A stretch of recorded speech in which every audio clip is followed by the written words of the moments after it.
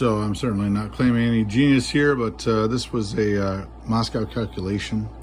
So this was originally 17 infantry, 1 fighter, anti-aircraft gun, 5 artillery, 3 tanks. Need to go into East Ukraine. I'm going to bring this force into this force against this force into Caucasus. This is a blocker unit, maybe going into the unit space above Moscow, and this is a blocker unit, so these 2 tanks can't get involved. So instead of 13 tanks, it'll actually be 11 tanks at the expense of 3 units. Bringing his total down to 27. 6 of these are going to be aircraft to be shot at. I'll expect to take 1 of those out. So I'm looking to have 27 units. 1, 2, 3, it brings me down to 14. And then I figured my numbers from there, 5 reinforcements, which is over here, 4 reinforcements, infantry, 1 artillery. We have 7 fighters, 1 of our own, and 6 of foreign aircraft. That's 4, plus 5, so the 14 plus the 4 is 18, 7 fighters, 1 artillery, and 3 bombers, 7 fours, 18 twos, 1, 2, and 3 ones, 29 units plus the AA gun. He will not do that battle. These 2 tanks will go east. If successful, this one can actually be used over here, and we'll have 1 more unit in Moscow.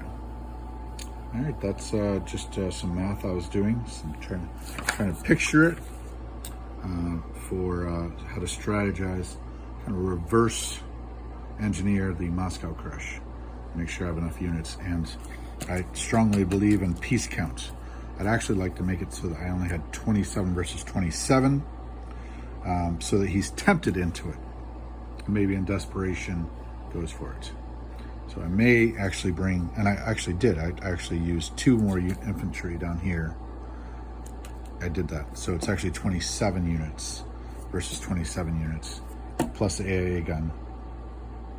And I believe I will come out on top. All right, that's Crockett 36. Some of the ways I visualize and reverse engineer the Moscow crush. All right, quick update on my video. So I had proposed quite a few moves. All of them were successful.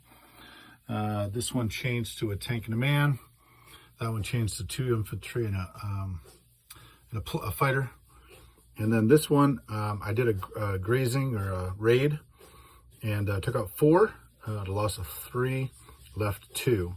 And then I retreated back to Moscow with all those forces. So that actually bumped my Moscow force up quite a bit.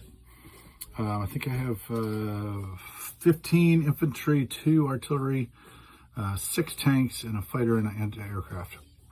So 16 and 6 is 22, 24, 25, 26 units just in my 25 units and the AA gun. Just my Russians.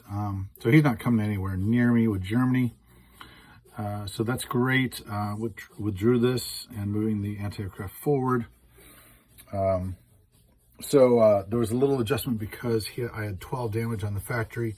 So I had to take part of that 16. Took off 5 of the damage, left 7 on the factory, and I was able to place 3 units, 1 tank and 2 infantry. All right, so I think this is looking good. He does have possibility attack on Egypt, but he can only lose 2 units, and then he'll have to start taking planes, unless he wants to leave it for the Italians, which he could. So this could collapse down here. But not much I can do. I can have a retake force at the transport, and then I'd have to abandon Calcutta. That's not the worst thing in the world if I can somehow make this actually affect the board, whether it be Moscow and doing something, grabbing Philippines is what I was thinking as the most obvious, because then he'd be able to attack me back, and I've got reserves over there coming in. So then that would draw forces off of this toward that. All right, Crockett 36 Allied strategy.